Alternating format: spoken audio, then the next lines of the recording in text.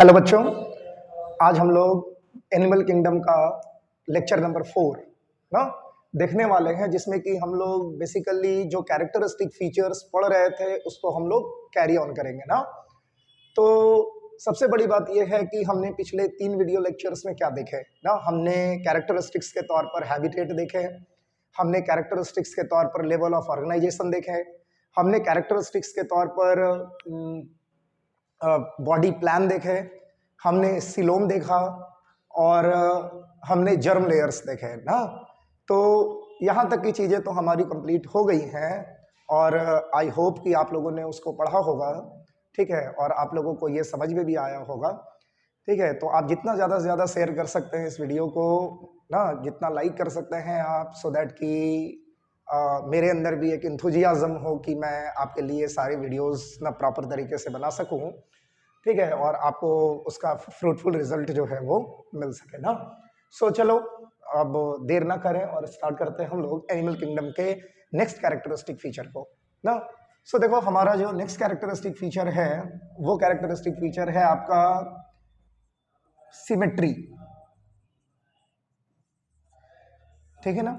Next characteristic feature जो है वो क्या है? सिमेट्री। देखो, सिमेट्री का मतलब क्या होता है? सिमेट्री का मतलब होता है कि it is the condition in which living organism can be divided into 2 और मोर देन 2 पार्ट्स, ठीक है ना। और ये जो जनरल जो डिवीजन होती है वो कैसी होती है? प्लेन के थ्रू होती है ना।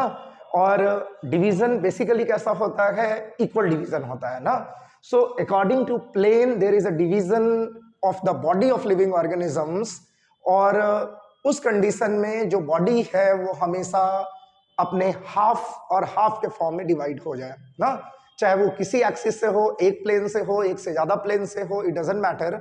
मैटर ये करता है कि जब हम किसी ऑर्गेनिज्म को कट लगाते हैं, जब किसी ऑर्गेनिज्म को हम कट करते हैं, तो वहां पर बॉडी की जो डिवीजन है वो बिल्कुल क्या होनी चाहिए? बराबर की होनी चाहिए ना। तो उसी को हम क्या कहते हैं? सिमेट्री कहते हैं ना। लेकिन एक और बड़ी इंपॉर्टेंट सी चीज है आपके पास, वो ये कि दुनिया में ऐसा जरूरी नहीं है कि सारे ऑर्गेनिजम्स जो होंगे वो सिमेट्रिकल कंडीशन को शो करेंगे ही करेंगे ना।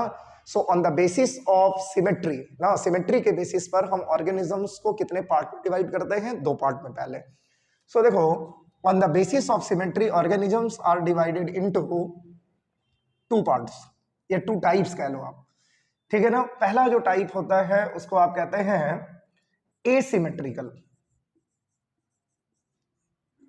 ठीक है ना। बहुत सारे ऑर्गेनिजम्स जो होते हैं वो इस श्रेणी में आते हैं, इसको आप एसिमेट्रिकल कहते हो। और दूसरा जो होता है इसको आप क्या कहते हैं? सिमेट्रिकल कहते हैं, ठीक है ना। अब देखो, ये जो सिमेट्रिकल होते हैं इसको भी हम डिवाइड करते हैं एक्चुअली 3 पार्ट में, ठीक है ना। सबसे पहले को कहा जाता है स्फेरिकल सिमेट्री। स्फेरिकल सिमेट्री कहते हैं आप इसको, ठीक है ना।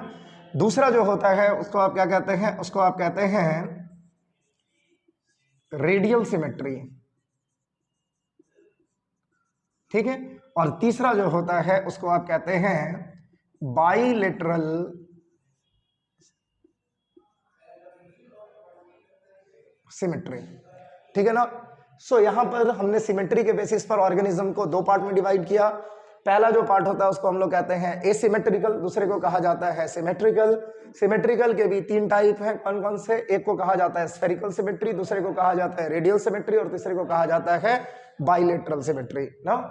सो सबसे पहली बात आती है एसिमेट्रिकल की ना। एसिमेट्री आप जैसा नाम से ही देख रहे हो, ए का मतलब होता है नहीं, नो, ठीक है। सिमेट्री का मतलब अभी बता दिया कि ऑर्गेनिज्म का डिवीजन जो है वो बेसिकली किसी भी प्लेन से हो लेकिन वो बराबर हो ना। सो यहां पर किसी भी तरीके की सिमेट्री जो है वो ऑर्गेनिजम्स के पास नहीं पाई जाती। यानी ऑर्गेनिज्म को आप कैसे भी डिवाइड करें, ऑर्गेनिज्म किसी भी हाल में बराबर से डिवाइड नहीं होता, चाहे वो प्लेन आप कोई सा भी ले लेना। Any one plane chosen by you, but there is no equal division takes place in that particular organism. किसी भी तरीके के डिवीजन की बात आप बराबर से नहीं कर सकते हो, ठीक है ना। तो एसिमेट्रिकल ऑर्गेनिज्म की अगर हम बात करेंगे तो उसके कुछ बेसिक एग्जांपल आपको सीखने चाहिए। और इसमें देखो, एग्जांपल के तौर पर जाएंगे तो सम स्पॉन्ज यानी सम पॉरीफेरन्स कुछ पॉरीफेरा की बात आप कर सकते हैं, सम स्पंज जिसको कहते हो आप। यहाँ पर इसका जो कैरेक्टरिस्टिक ऑर्गेनिज्म है, जो नॉर्मल ऑर्गेनिज्म है, वो क्या है आपका स्पॉन्ज है। दूसरा जो है वो क्या है आपका, जो इस तरीके के कंडीशन को शो करता है, जैसे आप अमीबा की बात कर सकते हैं, किसी भी तरीके की सिमेट्री आपको नहीं मिलेगी ना। तीसरा जो होता है वो आप कह सकते हैं कुछ मोलस्कन्स की बात आती है, ठीक है ना। मोलस्का के भी कंडीशन में आपको एसिमेट्रिकल कंडीशन नजर आएंगे, एसिमेट्रिकल नेचर इनके पास भी प्रेजेंट होते हैं, ठीक है। अब बात आती है क्या, सिमेट्रिकल। अभी बताया सिमेट्रिकल का मतलब वैसे ऑर्गेनिज्म से है जिनकी डिवीजन जो है वो बड़े आराम से किसी भी प्लेन से, एक प्लेन या एक से ज्यादा प्लेन से क्या हो जाते हैं, बराबर की डिवीजन होती है ना, बिल्कुल बराबर बराबर ये अगर डिवाइड करते हैं तो आप इसको क्या कहेंगे, सिमेट्रिकल कहेंगे। और सिमेट्रिकल ऑर्गेनिजम्स जो होते हैं उनको भी हम तीन पार्ट्स में डिवाइड करते हैं, तीन टाइप्स में डिवाइड करते हैं। पहला जो टाइप होता है हमारा उसको हम कहते हैं स्फेरिकल सिमेट्री, दूसरे को कहते हैं रेडियल और तीसरे को कहते हैं बाइलेटरल। सो स्फेरिकल सिमेट्री का मतलब क्या होता है, देखो स्फेरिकल सिमेट्री का मतलब वैसे ऑर्गेनिज्म से है जिसमें कि लिविंग ऑर्गेनिज्म जो है वो कंप्लीटली स्फेरिकल शेप्ड होते हैं, ठीक है ना। और आप जब स्फेरिकल शेप्ड लिविंग ऑर्गेनिज्म की बात करेंगे तो आप उनके प्लेन को किस तरीके से जस्टिफाई करेंगे ना। सो सेंट्रल पॉइंट जो होता है ना, उनके बॉडी का जो सेंट्रल पॉइंट होता है, अगर आप उनसे कोई लाइन खींचते हैं और वो लाइन बराबर से उनको डिवाइड कर देता है तो आप उस कंडीशन को क्या कहते हैं, स्फेरिकल सिमेट्री कहते हैं। देखो स्फेरिकल सिमेट्री का एक और मतलब होता है, spherical symmetry is also known as universal symmetry, ठीक है ना। इसको हम लोग यूनिवर्सल सिमेट्री कहते हैं। एक ऑर्गेनिज्म है जिसका ये सेंट्रल पॉइंट है, आप इस सेंट्रल पॉइंट से ऑर्गेनिजम्स को कट कर देते हो, ठीक है ना। और सबसे बड़ी बात है कि पॉइंट ऑफ इंटरसेक्शन जो है, पॉइंट ऑफ जो डिवीजन है या डिवीजन की जो लाइन है या एक्सिस जो है वो हमेशा सेंटर से ही गुजरनी है ना, सेंट्रल कंडीशन को ही ये एग्जैक्टली हम रेकमेंड करते हैं जब हम यूनिवर्सल सिमेट्री या स्फेरिकल सिमेट्री की बात करते हैं ना। और ऐसा जो एग्जाम्पल है, बहुत रेयर एग्जाम्पल आपको मिलेगा, इसको हम लोग कहते हैं वॉलवॉक्स। देखो वॉलवॉक्स जो है वो एग्जैक्टली क्या है, वॉलवॉक्स जो है it is the kind of algae ना। अब एनिमल किंगडम में तो हम इसका स्टडी नहीं कर सकते, लेकिन हमारे पास एनिमल के कंडीशन में ऐसा कोई एग्जाम्पल अवेलेबल नहीं है ना। तो आप अभी याद कर ले कि वॉलवॉक्स जो ऑर्गेनिज्म है, वॉलवॉक्स जो एल्गी है, उनमें कुछ इसी तरीके की सिमेट्री पाई जाती है ना। उसके बाद बात आती है किसकी, रेडियल सिमेट्री की। देखो रेडियल सिमेट्री का मतलब ये होता है कि ऑर्गेनिजम्स को जब आप डिवाइड करते हैं तो हमेशा एक से ज्यादा प्लेन से डिवीजन होंगे, लेकिन याद रहे वो हमेशा रेडियल एक्सिस के थ्रू होते हैं ना। रेडियल एक्सिस के थ्रू अगर ब्रेकडाउन, अगर डिवीजन ऑफ ऑर्गेनिज्म हो जाए और वो डिवीजन बिल्कुल बराबर हो तो उस कंडीशन में वैसे ऑर्गेनिज्म के सिमेट्री को हम क्या कहते हैं, रेडियल सिमेट्री कहते हैं। से फॉर एग्जांपल अगर आप बात करते हैं स्टार फिश की, ठीक है ना। सो स्टार फिश में जो डिवीजन की प्रक्रिया है वो प्रक्रिया आपकी डिवीजन की प्रक्रिया जो है वो आपको ऐसी नजर आएगी।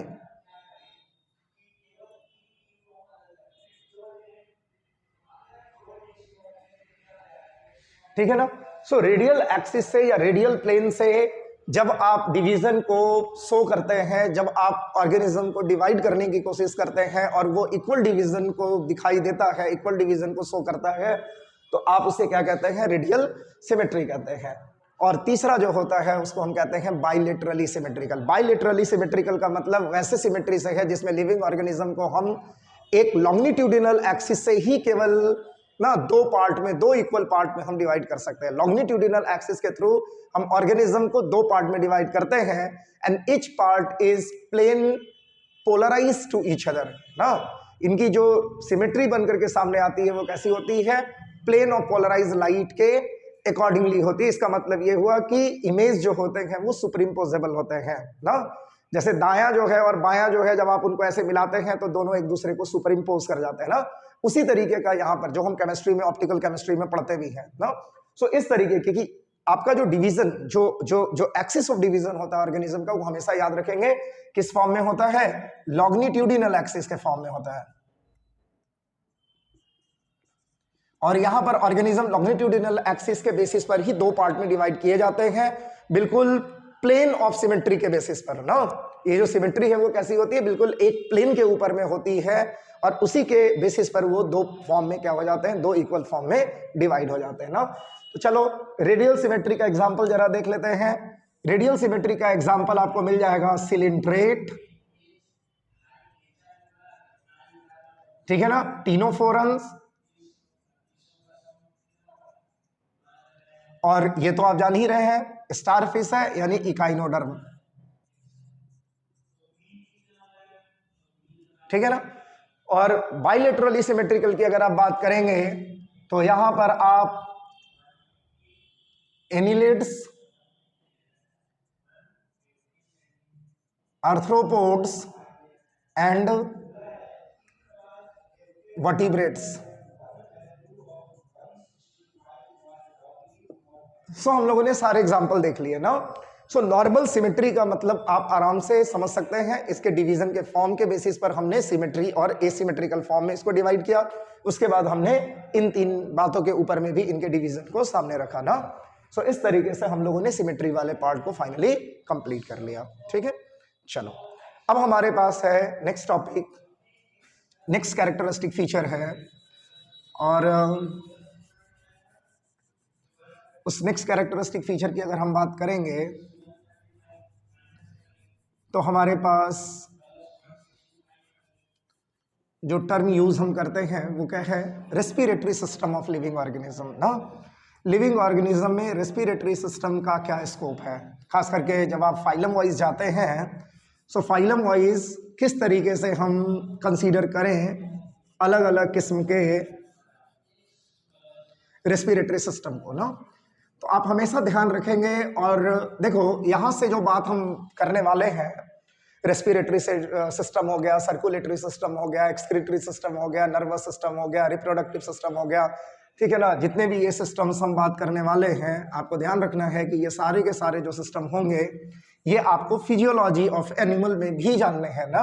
क्योंकि जब हम स्टार्ट करते हैं फिजियोलॉजी ऑफ एनिमल तो उसमें जनरल कंडीशन है हमारा, जनरल आइडिया है हमारा कि हम जितने भी डिफरेंट फाइलम्स हैं उनकी स्टडी एक बार जरूर करें, उनके ऑर्गन के बेसिस पर ना। जैसे हम बात करते हैं रेस्पिरेटरी सिस्टम के, सो वहां पर बेसिकली हमें पढ़ना होता है ह्यूमन रेस्पिरेटरी सिस्टम, लेकिन फिर भी हमें ये जानना होता है कि अलग अलग फाइलम्स में रेस्पिरेटरी सिस्टम के क्या हाल है, ठीक है, किस तरीके के रेस्पिरेटरी सिस्टम एक्चुअली वहां पर पाए जाते हैं ना।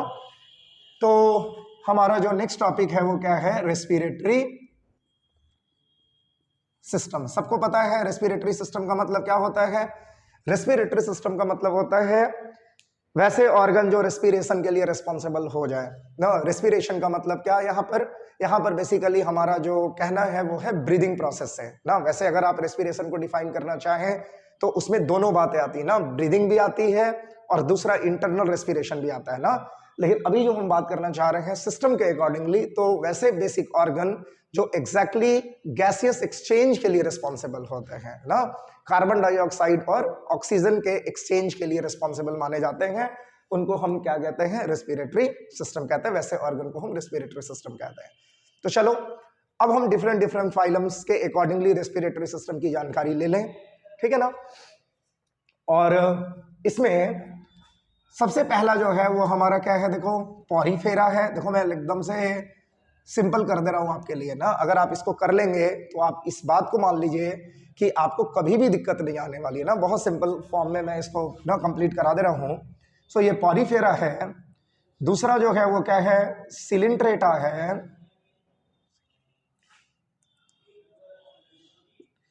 तीसरा जो है वो क्या है आपका, प्लेटी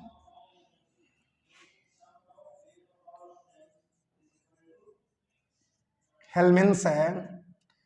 चौथा जो है वो क्या है आपका, नीमेटोड्स या निमेंथेलमिन्स कह सकते हो या स्कैलमिन्स कह सकते हो ना।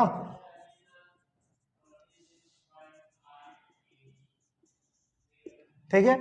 उसके बाद आप 5th नंबर में जाएंगे तो आपको क्या मिल जाएगा, एनिलिड्स मिल जाएंगे। उसके बाद आपको क्या मिल जाएगा, अर्थ्रोपोड्स मिल जाएंगे। देखो अर्थ्रोपोड्स जो है पूरे एनिमल वर्ल्ड में सबसे ज्यादा ऑर्गेनिज्म को कंसिस्ट करने वाले फाइलम है, सबको पता है ये चीज, ठीक है ना। तो अलग अलग क्लासेस में हमने इसको डिवाइड किया है और क्लासेस के बेसिस पर ही रेस्पिरेटरी सिस्टम को भी हम क्या करेंगे, डिवाइड कर सकते हैं। जैसे यहां पर जो क्लास है इसमें सबसे पहला जो आएगा उसको आप कहते हैं क्रस्टीसियंस, ठीक है ना, क्रस्टीसियंस। दूसरा जो होता है उसको हम लोग कहते हैं, इसमें 3 चीजें आ जाती हैं, देखो मिलीपीड्स, सेंटीपीड्स एंड इंसेक्ट्स, ठीक है ना, ये एक पार्ट हो गया। उसके बाद हम बात करेंगे अरेक्निड्स। अरेक्निड्स में आते हैं जैसे स्पाइडर हो गए, आपके स्कॉर्पियन हो गए आपके ना, तो ये सब इसी में आते हैं। और इसके बाद हम देख सकते हैं, मैं यहां लिख दे रहा हूं, उसके बाद हम देख सकते हैं डी, और डी जो है वो हमारा है किंग क्रैब, किंग क्रैब जिसको हम लिम्यूल्स कहते हैं ना। तो इस तरीके से हम लोगों ने क्या किया है, एनिलिड्स को डिवाइड किया है, ठीक है ना। अब हम बात कर सकते हैं क्या, 7th, हमारे पास 7th भी है।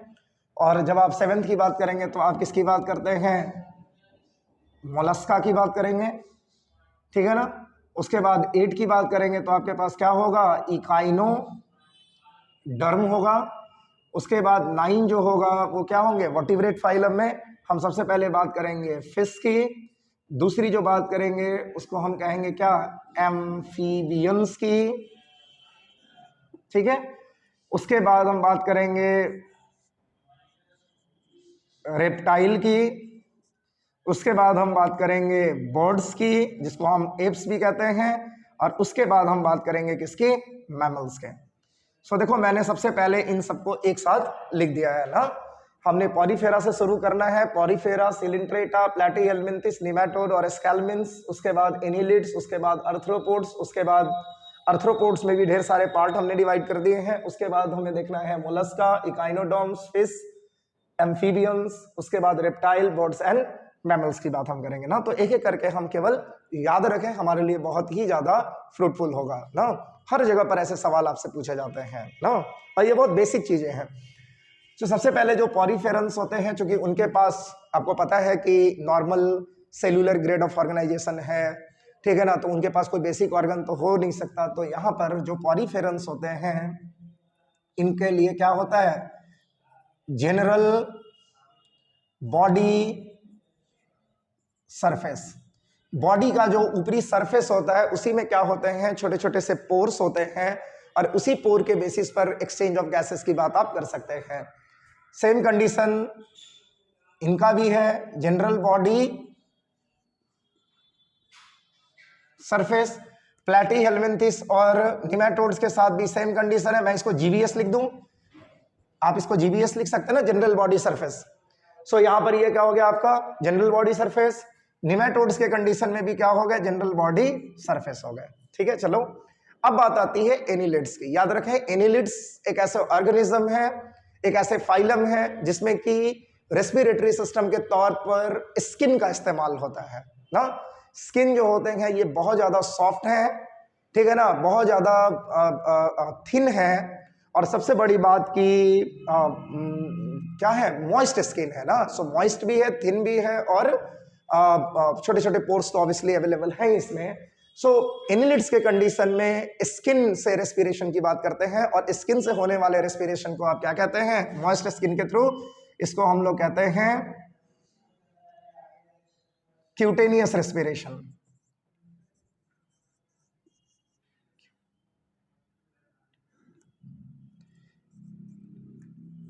एक मिनट, इसको हम लोग कहते हैं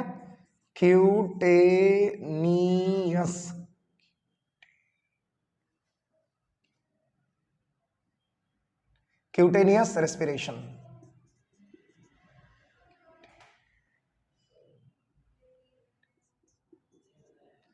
through moist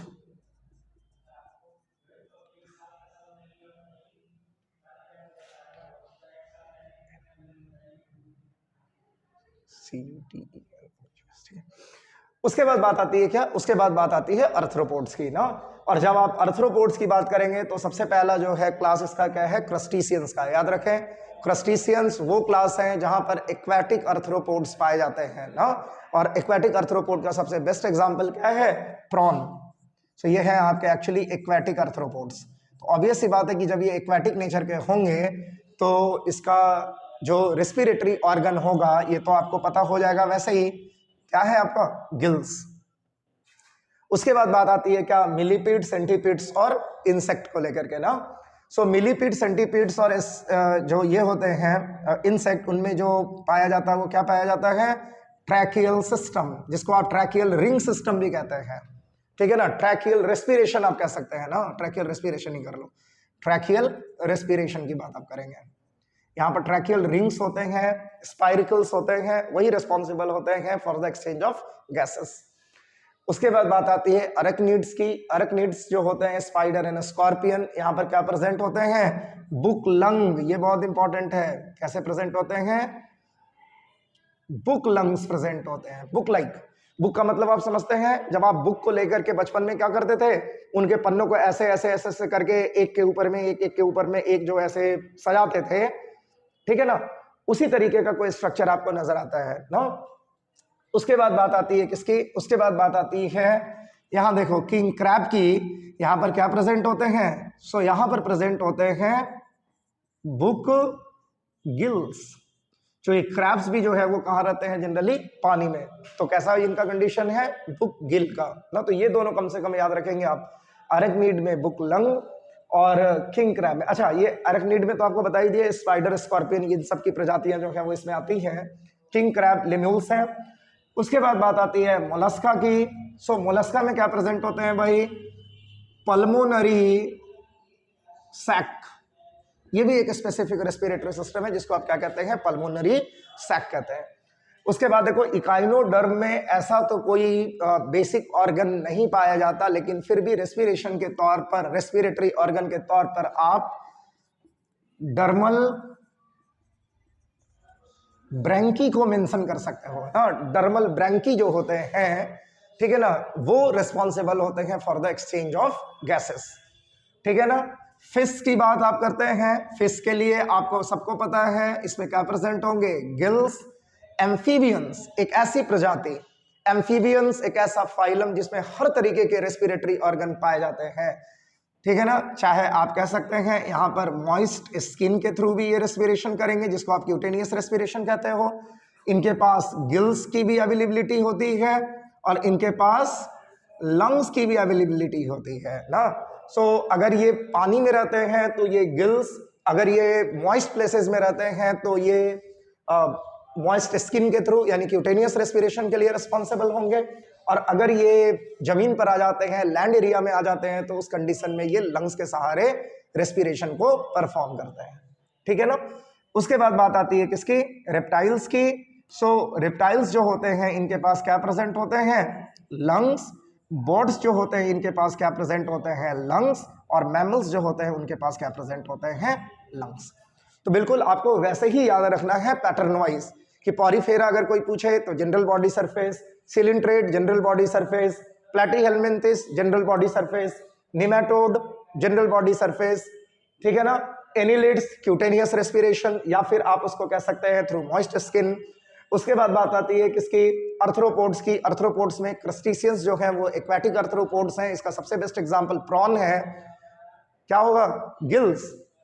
millipede, centipedes and insect की बात करेंगे तो ट्रैकियल रेस्पिरेशन। ठीक है ना। अरेक्निड्स की बात करेंगे, स्पाइडर, स्कॉर्पियन आते हैं इसमें, बुक, लंग्स। ठीक है ना। उसके बाद बात आती है मोलस्का। मोलस्का में क्या नहीं सॉरी उसके बाद बात आती है किंग क्रैब की, जिसको लिम्यूलस कहते हैं। क्या प्रेजेंट होते हैं? बुक, गिल्स प्रेजेंट होते हैं। उसके बाद बात आती है किसकी? मोलस्का की, पल्मोनरी सैक अवेलेबल होता है। उसके बाद बात आती है इकाइनोडर्म्स की, जिसमें क्या प्रेजेंट होते हैं? डर्मल ब्रैंकी प्रेजेंट होते हैं। फिश, अब आप वर्टिब्रेट फाइलम में आ रहे हैं तो फिश की अगर हम बात करेंगे तो क्या प्रेजेंट होता है? गिल्स प्रेजेंट होता है। उसके बाद आप बात करते हैं एम्फीबियंस की, तो एम्फीबियंस में सारे तरीके के कंडीशन अवेलेबल होते हैं ना। आपके पास मॉइस्ट स्किन भी है, जिसको आप क्यूटेनियस रेस्पिरेशन तो कहते ही हैं। गिल्स की भी बात आप कर सकते हैं और लंग्स की भी। उसके बाद बात आती है किसकी? रेप्टाइल्स की। रेप्टाइल्स में लंग्स प्रेजेंट होते हैं। उसके बाद बात आती है बर्ड्स की, इसमें भी क्या प्रेजेंट होते हैं? लंग्स।